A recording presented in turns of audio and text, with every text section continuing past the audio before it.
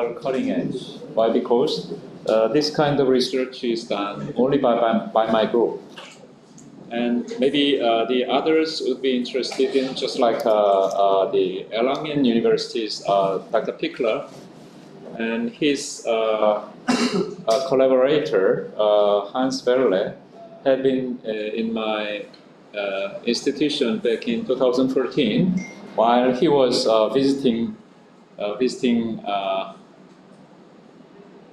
he was attending the World Molecular Imaging Society meeting at that time, held in Seoul.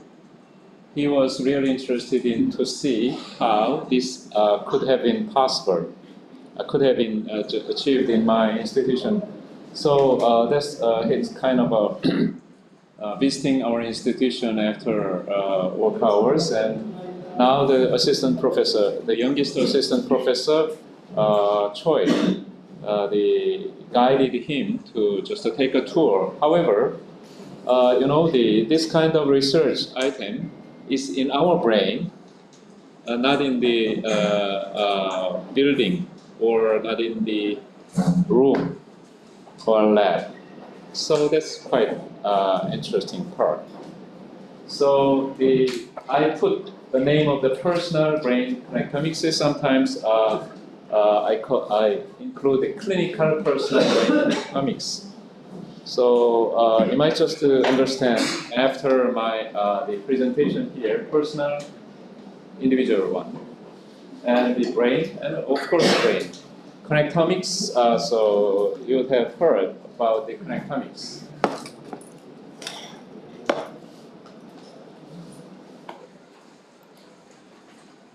Where is the mouse?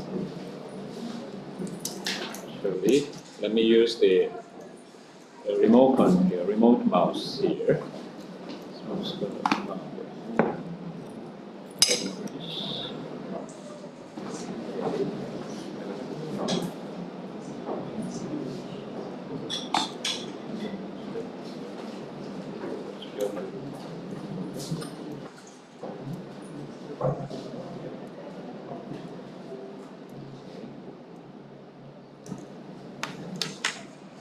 Okay, before going into, as this is my last presentation, I will tell you that's the current status of the global. I'm concerned about this kind of great divide. I call it great divide. So polarization, whatever it is called. United States is doing 20 million per year. So Europe is doing collectively 10 million per year, and Korea, China, Japan are doing 5 million. So you need to find Bangladesh here. So you're doing some, and India, your neighbor country.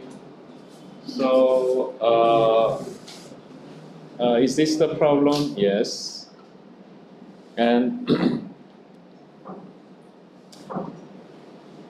oh, yeah. However, the real reality lies here. Many people live here. So only here. So the population 2015, according to the United Nations data, the people live here. I put the number of nuclear medicine physicians here, 96, according to the IAEA data. And here, in my country, 300. And China, 3,000. Japan, almost 3,000. And the human rights of the here should be taken care of the nuclear medicine physicians in his or her own country. So that's the situation we need to just overcome. So we need to do anything needed.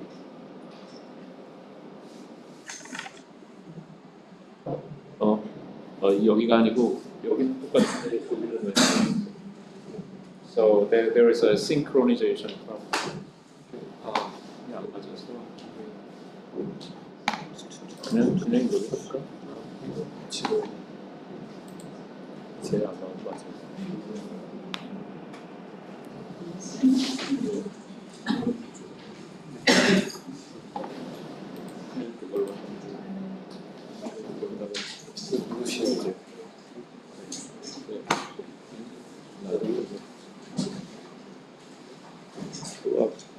그거 대신 뭘로 부르는데? 로고?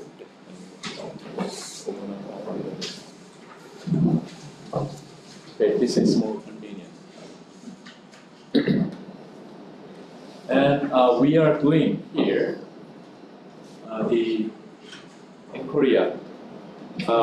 As you recall, we are doing the 1 million cases per year almost. And we do the radioiodine therapy for 43,000 previously, now it decreased half. Why? Because so actually this is my the expertise. And the another thing we need to just to take care is the global disease burden. So if you are interested in a very rare disease, actually we don't have any more resources to be interested in rare diseases. We need to be just concerned about the why? Because the people are suffering from those diseases, so including the non-communicable disease. Previously, Bangladesh was suffering from, to control pay attention mainly to the infectious disease. However, now the people suffer from and die because of it is also represented in the acute and chronic diseases and injuries. So there are people who are doing this kind of research. So they are interested in this one, years lived with this disability. So if some disease is there and it is kind of curable, then we don't need to just to worry about.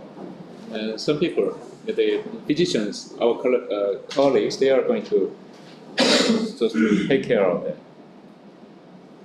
And also there has been a, regarding brain, there has been a kind of regional, the fractionation or this segmentation here. This line, we belong to the here, Asia Pacific, high income. You belong to not East. You belong to Asia Central. No, Asia Central is Kazakhstan. Asia South, right? And the portion is the depressive disease here, and eating disorder, alcohol use, and anxiety. Maybe your country is not worried about the alcohol use disorder. Okay? So anxiety and childhood behavior disorder, and within this category, the autism belongs to.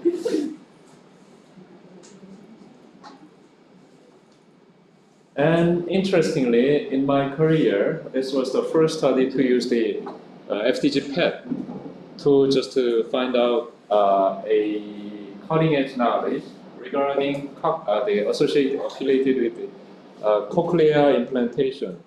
My otologists or ENT surgeon, they were really curious about why some of the subjects receiving the cochlear implantation after heavy and very the honest training, I mean the rehabilitation of listening to the spoken languages, why some of them, your CID score is just 0% means they don't understand. And 100% means they are fluent. Even they can just use the telephone, even though they are deaf, profound deaf, and having. Interestingly, during 1995 to until 2000, they just sent their patients. He just sent their patients, his patients, to have the FDG PET study. Afterward, after we learned a lot about the mapping, which has also Around that time they started, and the University College of London, UK, they had the initiative. They educated all of these cognitive neuroscientists or the human brain mappers at the time, including me, and we learned, and we just could draw this kind of picture, and we could just analyze, and actually the data was analyzed firstly by Professor Jae-sung at that time, the student, and I received his the paper, which was supposed to be submitted to Journal of Nuclear Medicine. I transformed that into a Nature paper, which was later submitted as a brief communication. I just less than 2 pages. So this is a newly found finding, and we could just say that if the temporal cortex, the glucose metabolism is low, then patient tended to improve after cochlear implantation. So if the temporal cortex metabolism is high, then the patient would not improve the hearing capability, and it could be easily interpreted that without any evidence, just the interpretation.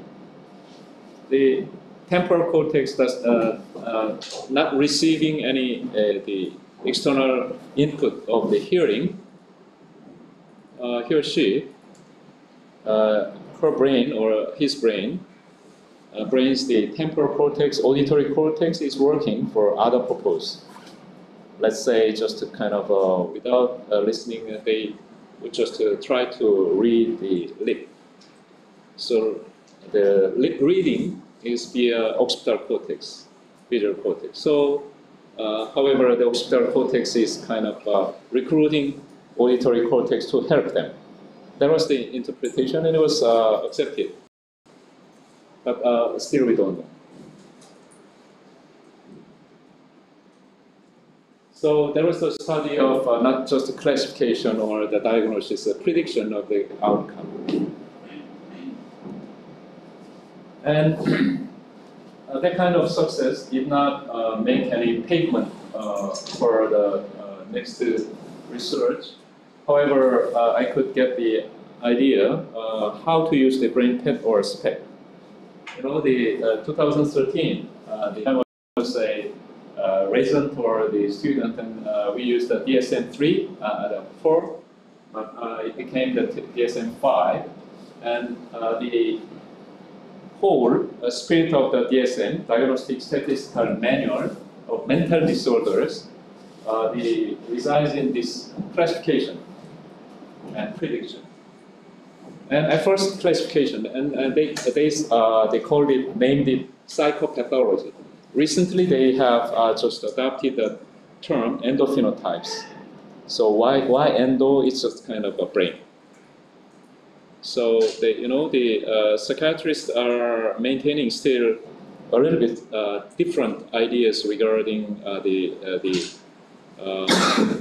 humans. I mean the humans and diseases. They do say that something is outside. So mental disorder means the mind does not reside in brain. So you can just think it's also extended to the religious ideas. So however, as a scientist, we can just simply say that our mind resides in our brain. Then you might just find the psychiatrists the naming of the endophenotypes as a brain imaging finding or image interpretation findings. So that's endo and also phenotypes. It's not genotypes. It's also phenotypes, but behavior is exophenotypes. Okay? The brain features are endophenotypes. Whatever. So classification and the prediction. And let me remind you that the deceased pioneer of the brain nuclear studies. During CJK, China, Japan, Korea meeting in Tsukuba, there was a meeting, one day session. Professor Wagner in wheelchair, he was living in Hawaii, and he just could fly at that time, 2011, and we, including him, nuclear medicine physicians and scientists, made a breakthrough here in paper, Demon, 1984, and Wagner in Science, for the first time, the imaging the brain. So 1984, were you born? No. So we are still, yeah, so there was and they used the NMAX speaker, as I remember, and there is something. Anyway, can go. Nevertheless, the PET is only used for tumor imaging. And SPECT, where is SPECT? And he just, nevertheless, what is now in clinical use? So if I just say the conclusion of this lecture for brain nuclear studies, clinical application or the history. So are you going to take a major in history in medicine? No. We are interested in the helping the patients. So why so few? What should be done and who? So I volunteered, actually, not in front of him. So unfortunately he passed away the next year. So he became kind of a legend. So I'm going to pay respect to him as a pioneer of this the field. So how did we just make that kind of regional the metabolism abnormality? So by looking at the FDG PET, it's not easy, very uneven. Gray matter, white matter proportion, and brains are a little bit. So we just adopted, we learned that statistical parametric mapping here, and we could find once, that's adult patients. Adult patient, they having a profound depth. So even though sounds reach his ears, he could not transmit any electrical signal to auditory cortex here. Here, that's auditory cortex. Primary auditory cortex is Brodmann area 41, and secondary is 42, and nearby 21. So there was the information that I got there, and we could use that. And even we applied that the method to our brain stress perfusion, and which is now widely used in my institution. We did, as I told you, for the last 20 years, almost 8,000 cases. And I can say that I'm one of the best experts, including the Harazawa of the Osaka University.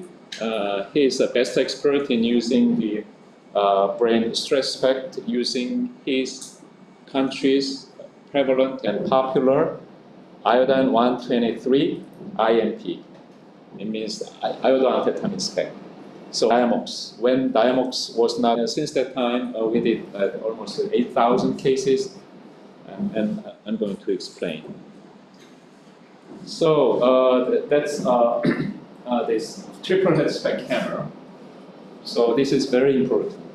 Without that triple head camera, we would not have the chance to promote the brain spec studies. Why? Because dual head spec camera, because of the shoulder, you need to set the zoom factor, and you are going to lose the resolution. And because to just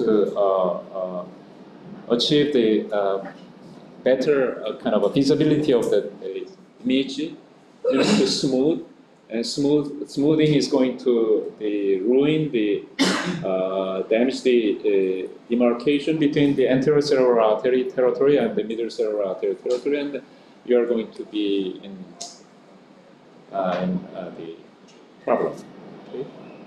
So, and by using the triple spec camera, we did this the same kind of a study, and even we could just and this was safely published in Journal of Nuclear Medicine, but nobody followed this.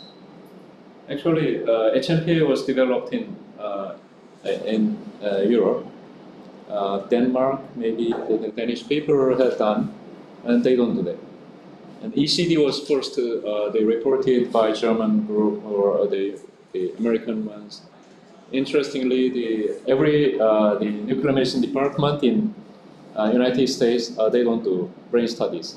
Brain studies are done by the investigators belonging to neurology and neurosurgery. So it's kind of the shortcomings of their their system. Okay. So he's now working as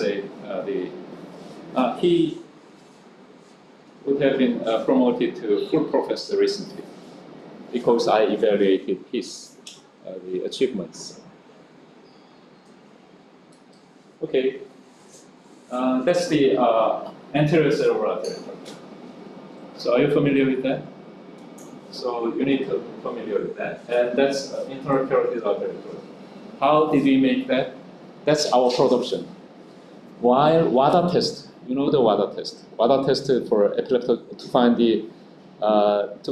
the brain function after being just affected by the barbiturate, short-acting barbiturate, which was given to the catheterized internal carotid artery, so that they would like to localize the memory in which hemisphere. So that's WADA test. During WADA test, we injected HMPAO, and we got the images and make a kind of a population data. And here, the red area surely belongs to the internal carotid artery. However, there are differences between the individuals, so that's a statistical probabilistic map. So we call it a SPAN, probabilistic anatomical map. And we use that, and then this kind of data could be generated. And after 20 years, I successfully persuaded my colleague, who just became the professor in neuroradiology. But he's a graduate of another provincial private hospital, the university. But interestingly, he became the professor of neuroradiology, and I got acquainted with him. And just he's the best expert in Castle or whatever. So arterial spin labeling here using MRI. So I explained the shortcomings of the MR perfusion study. Professor Son, he readily agreed. Yeah, there is a problem. So we need to check the stress states after the acetazolamide the injection. He agreed, and he just adopted the protocol from us, and he made this kind of image. Basal stress means while in the MRI gantry, injected Diamox and could just image that, and so he compared with ours. It's the same. And after this study, he gave up. Why? Because after injecting Diamox, you need to watch out the patient's well-being. However, patient's face is in the inside the gantry. He's worried, and he cannot just keep every patient because radiologists are too busy to sit in front of the monitor. Unlike us, we are too busy to take care of the history taking, and then so we just look at our images, and 1 second we reach the diagnosis. It's quite different. So they gave up. So now after his report, like this, ASL spec. Okay, so you find it similar.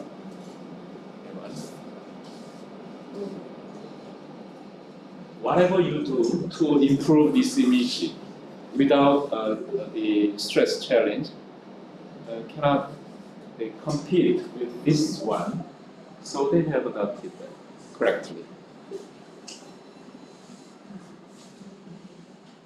And now it's the end of the cerebrovascular disease. The next one is epilepsy. since 1995, after we first installed we started to hold the epilepsy board meeting. So every the interested stakeholders gather together, and we analyze our data. So that's our one. Frontal lobe epilepsy here. So interictal period, there is a decreased metabolism. And frontal lobe epilepsy here, ictal period, if you inject at correct time, then there is increased perfusion.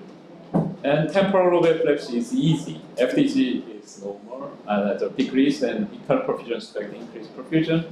However, that increased perfusion propagated here.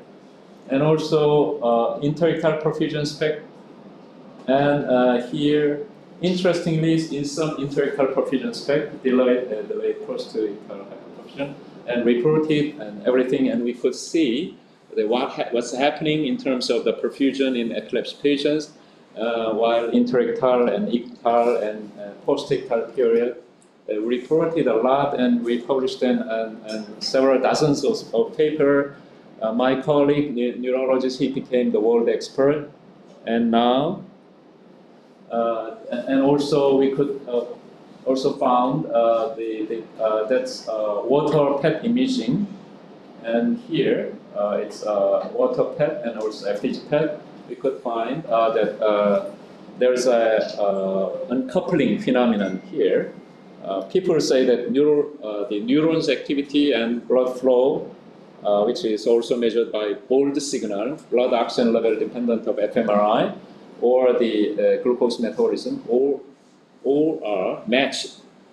But not always. There was the report which was published, and also epilepsy are here. And Journal of Nuclear Medicine, we could just even use that method. So are you interested in publishing some paper in this eminent journal, so that you can just kind of acknowledge it to enter into the global, the academic investigator in the field of, then why don't you find, not this one, but I'm going to tell you. So, Dr. Lee, Professor Lee, Sang-Gun Lee, the Annals of Neurology is the best journal in neurology.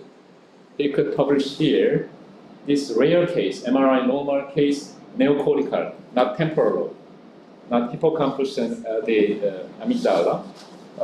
He even said that with this patient, the resection 80% improved, and localization FDG PET and interictal spec correlated with the seizure-free outcome and concordance with 2 hours. So now, why I'm saying that my colleague, Professor Sang-Gun Lee, is a world expert. He is the kind of author of this kind of clinical cases. He is the best clinician. Okay? So that's I can be sure. And that was the end of epilepsy story. Now epilepsy studies are rarely done. Why? Because now they know. Once they see the MRI, so if MRI has a typical change, then they do just to send the patient to the operation. Or MRI is really normal, then they just to send us to have a FDG PET, or they do ictal spec. And those cases are quite difficult to find if the patient is needs operation or not. That was the situation. And then let me just move on to this one, clinical problems to solve here. As I told you, is here you can find the just fresh doctor just only here. And we did some study using the artificial neural network at the time, and we found that which side is epileptogenic, that neural network can do that job. However, here humans heavy support machines to serve. So we gave up after this study. And after 20 years, deep learning has just kind of re-emerged to our, and that's what you have seen. So that's prediction and classification, two problems we need to solve with this. And after this study, I was asked by the ENT surgeon colleague. So here, what we did was just a group findings. My ENT surgeon colleague, he was not satisfied. He wanted to know this patient is going to improve or not. So that's there. Okay. So we wanted to, and that was 2006. And after the first publication, 2001, after 5 years, he seriously asked me, please do that, or we are not going to use your technology, methodology. Why? Because still. So it's now 12 years. I'm still telling the personal something, personal.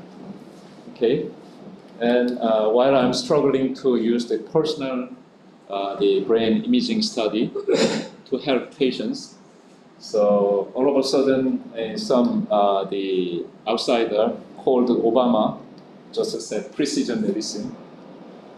Okay, so that's the reason why I don't like precision medicine. And after his retirement, nobody is really fond of using precision medicine, but back to the personalized medicine. Okay, so whatever you like. Anyway, so we did this kind of study again.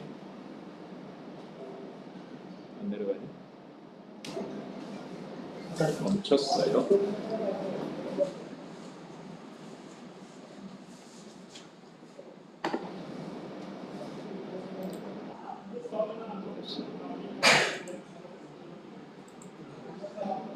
So around that time, 10 years ago, I started to study.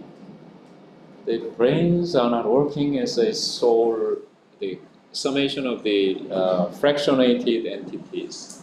Even though the prevalent ideas are just a kind of one part of brain is in charge of, just like the visual cortex is in charge of vision, and auditory cortex is in charge of vision, then the higher cognitive functions, how it is done and should be connected and that kind of. So in case of the profound deaf patients, Brodmann area 44 and 45 is called Broca area left side. And the connection was studied here. And good prognostic patients have the inter-hemispheric connection, but poor connected patients just kind of localized to one hemisphere. That might explain that, but it was insufficient. Still, we don't know how to use that. That's a group idea. So, my journey to use to make our technology to become to be used for personal interpretation. So after 2006, 2007, 13. After 7 years, while I was in charge of my department, after 3 years' efforts, I could just successfully install PET MRI machine for the first time in my department, and we started to use the PET MRI for tumor studies as well as the brain studies. And that around that time, I grew my dream to use PET MRI for combining PET and structural MRI, and I risked the fMRI, functional MRI, for these connectivity studies, as well as the group study and individual ones. fMRI, we image one, the Okayo one image, the lasting 3 seconds, And within 5 minutes, we could just have 100 images. And using 100 images, that statistical interpretation is feasible. So that's called connectivity studies and fMRI. If I just do, and PET is giving us the connectivity information, the also group wise. So which I'm not quite happy to have. And also these recently machine, it's just kind of entered into the field. So now I have a machine colleague, and also those machines, the MRI machines. This machine is just kind of the artificial intelligence. And they called it voxel-based morphometry. That's morphometry. So SPM is used for MRI, T1 MRI, then it is called voxel-based. And human interpretation with the statistical help is just VBM and SPM. But if you have this or this, then we can just do it. Voxel-based morphometry was just one of the major experts, our Japanese colleague Matsuda, in his textbook and in his paper here, he used that. And even he could find that G-score is aggravating as time goes by in Alzheimer's disease.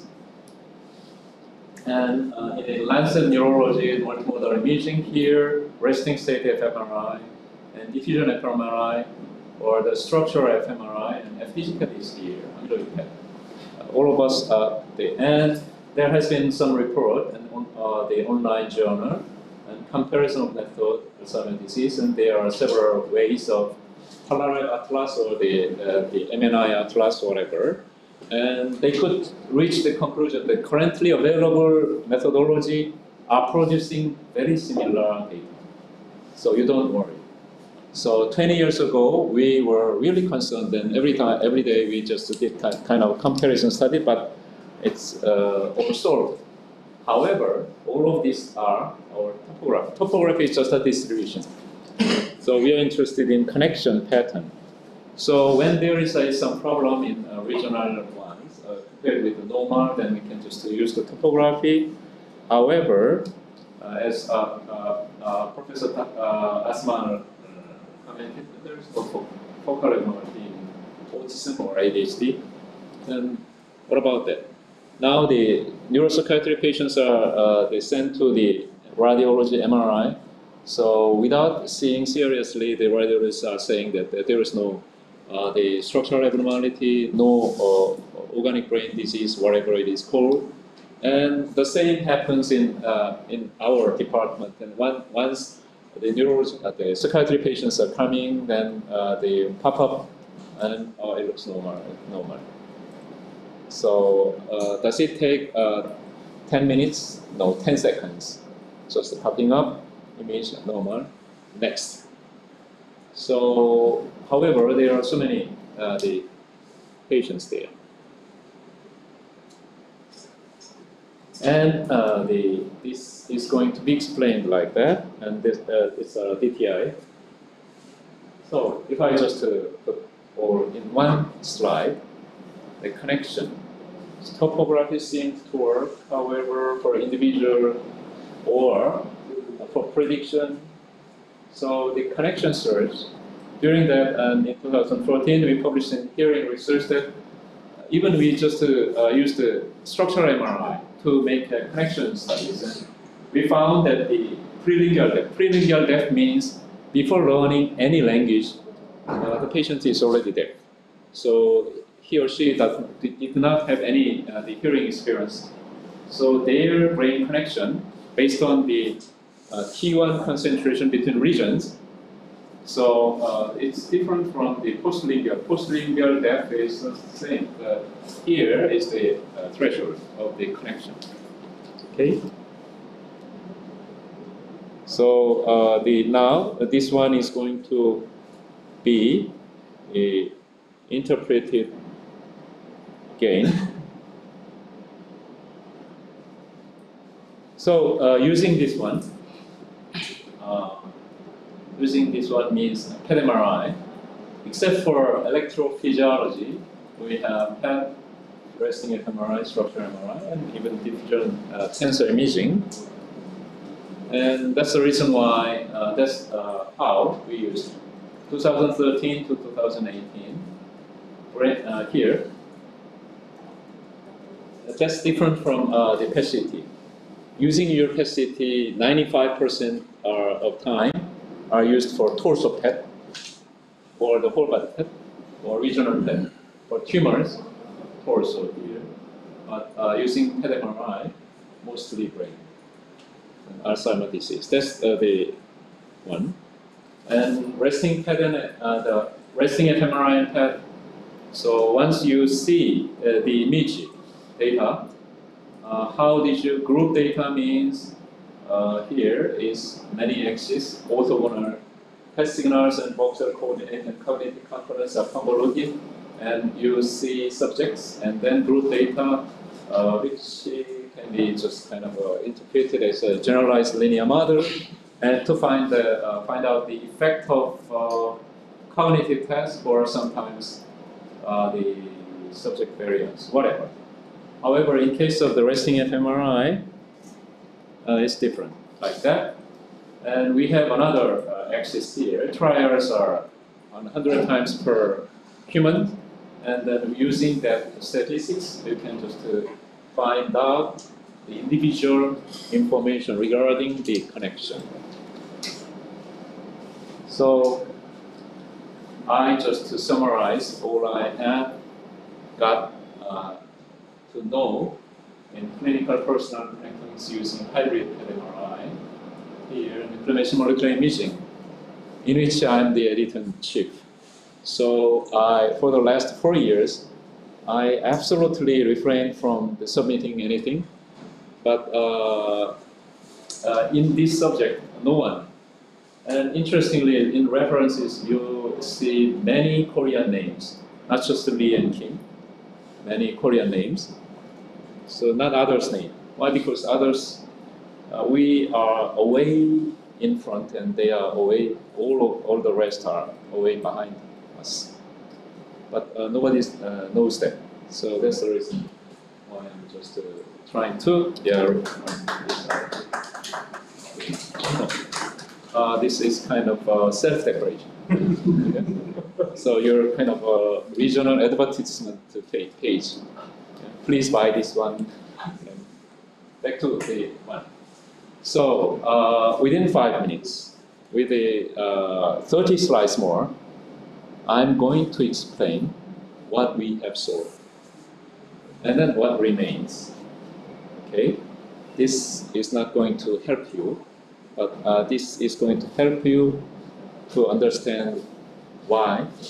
I explained for the 40 minutes why I'm doing this, and now how I have done this is just within 5 minutes.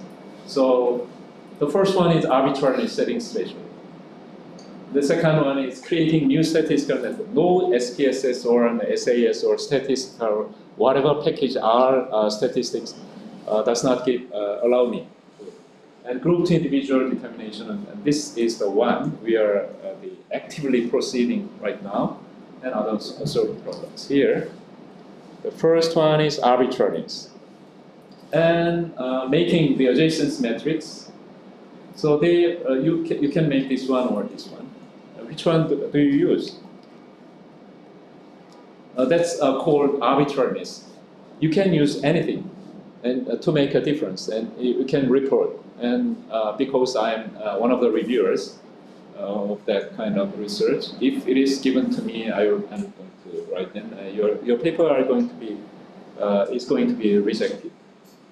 Okay, that's the situation. So how we did that? Based on the topological idea here, simply shell chain complex, or the rich filtration of computer graphics, we did this kind of one, and just by changing the inter-regional correlation, we could just find this kind of barcode or the dendrogram here. This looks like a hierarchical clustering, which is prevalently used for omics data, and we call it filtration. using single linkage matrix, and it's like that. And also, 6 years ago, the Professor Haekyung Lee, another Lee, Lee. Okay, and the equivalence between those three. So please trust me. So they are equivalent. And also, we could just make a minimum spanning tree. That's also equivalent. Or the leading ball type of graph. The graph here, minimum spanning tree. So interestingly, child normal, ADHD, their connection pattern is different. So ASA is different. And adult normal is much more like ADHD or ASD. Half of you, your brain is connected like ADHD. If you can see your colleague as too much hyperactive, then you can say that his brain is like that. And if you see your the colleague, there is a wall in communication, then you can say that he looks like that. Okay? Child's brain is so plastic. Their brains are so well, but interestingly, the ADHD child and ASD child is different. So that's the graphic visualization. And this was the topological approach based on the persistent homology, and published in IEEE to just a scientific reports, human brain mapping, neuroimage, the reference journals, and that was successful. Another one is just creating new statistical method. Why? Because when we are kind of find out if this connection is different between group and between individuals or between groups, then we are going to compare n square times. So that's multiple comparison problem, which is quite famous in omics and the brain imaging. And we could make this kind of a permutation study. This is for the ADHD PET study. This is for the activation of fMRI study or magnetoencephalography studies. Just changing. All of them were published in safely after being reviewed by the experts in that field, MEG or fMRI, or PET. PET, in case of PET, we are experts. And also, we need to find the global difference and which edge is different, which connection is different between groups. So that's global and connecting this one, the differences, and this GH distance is the not growth hormone, Gromov and Hausdorff, and which are the best experts like Newton and Leibniz in calculus, and Gromov and Hausdorff are those two guys. And also, I could persuade my colleague, Professor Youngjo Lee. He's one of the best experts in generalized linear model. World leading statistician expert. So he just kind of devised a new method to find out here better than the already used, popularly used the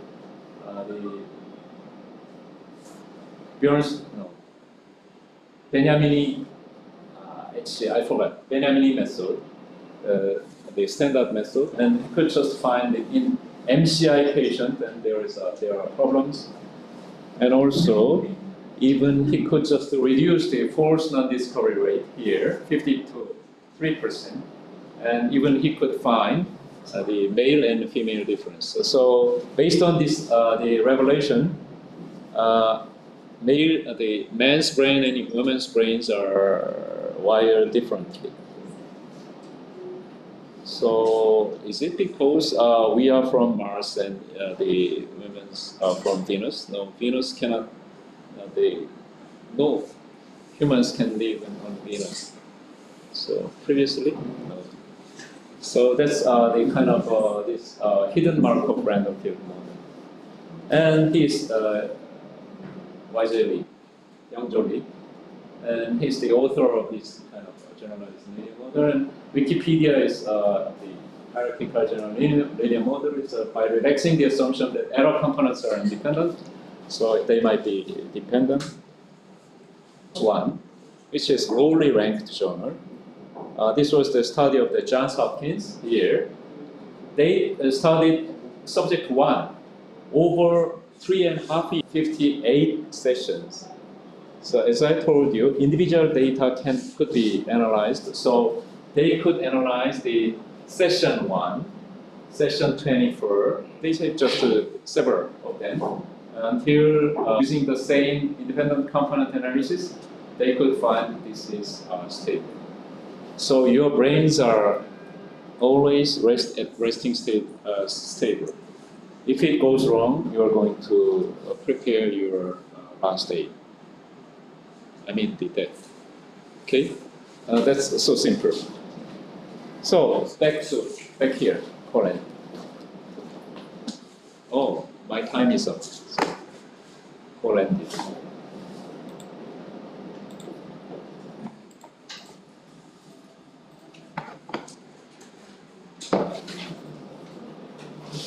So back here.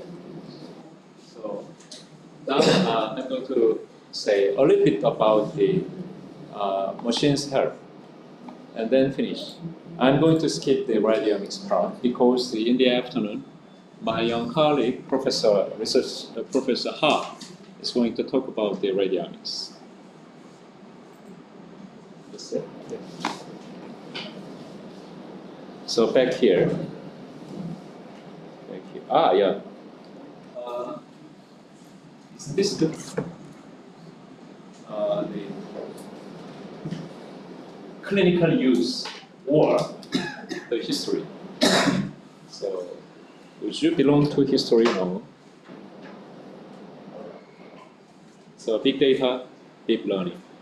Here, this afternoon, another person, Dr. Choi, including Choi, he did this kind of deep learning study using predicting outcome using biomarker here, FDGN, the amyloid PET, or MCI converter to find out or non-converter, which was this year, and also his job was picked up by the MIT Technology Review. He published his one in archive, preprint server. The next day, MIT was so vigilant and honest. They picked his job, his achievement in Hong Choi, Cheonan Public Health Center. He was servicing as an alternative army service at the time, and he also made this kind of utility. And also, he went on to just to use the cutting edge one, the generative model of the deep learning.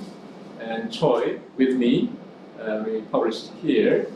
The individual is compared with population of certain ages and making population distribution. We can collect only 50s. However, we need here 50 to 90. So like this. Oh. Here, if I just click here, okay, that's they fill all the gaps using generative the deep learning model. Okay? So we have virtual population. We now can just compare. This is the last slide. You have heard that the generating missing MRI images. That's unsupervised learning. Oh, I have one more here. Here, you teach your residents, okay? You teach your residents. After 1 week, you let them to read the images, and they do well. How? Studying throughout the night? No. That's the characteristics of the human intelligence. How? We can use the scanty information without knowing anything the humans can just directly go to the goal. So it's a great problem in AI. So that's kind of this AlphaGo settled several years ago, and they just to make AlphaGo 0 and let the AlphaGo train the AlphaGo 0. And after 40 blocks, AlphaGo 0 already beat the AlphaGo, so further AlphaGo. Okay, so that mimics. That's the reason why the Nature has published that. That's without human knowledge. The machine is training small machine, and then we are going to expect Arnold Schwarzenegger, Back to the Future. It's a human-machine war. So that's the goal. Unsupervised scanty data, self-imputation is just kind of missing data and undersampling problems. Okay, let me finish here. Thank you. And we're going to move on to the data structure.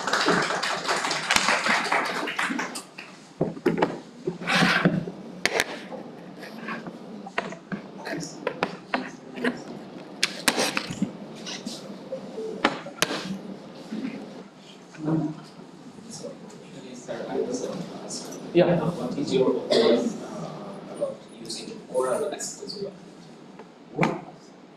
Amox, yeah, so which is used for the height problem. So oral acetazolamide is used for the preventing headache when you go to the Nepal or Himalaya. Also by the ophthalmologist. Yeah, by ophthalmologist. Yeah, so I have not done it. Like there were few festivals, and then we just did it on 1% for 150 milligrams. So why don't you try it? So, and but that kind of trial, you need to just do the comparison study. So that was injection and compare. Like we don't have injection, that's why. Yeah, I see. Vietnam also do not have injection. We just kind of sent the Diamox several years ago. However, after the kind of regulation of the prescribing the physician prescription drugs, not just over-the-counter drugs, so we could not purchase. So after sending twice to the Vietnam, we stopped. So even though the Diamox is just $20 per vial, it's very cheap in my country. Why don't you just kind of make arrangement to import by just persuading some pharmaceutical company. But Diamox is not without any risk. They are the risky in the elderly COPD patients, and also they are risky in the after operation. So we lost one. The second question. We are doing carotid Doppler here, carotid Doppler studies here. Yeah. So Carotid what? carotid Doppler study. Doppler study. Okay. To detect the stenosis. Yeah. So,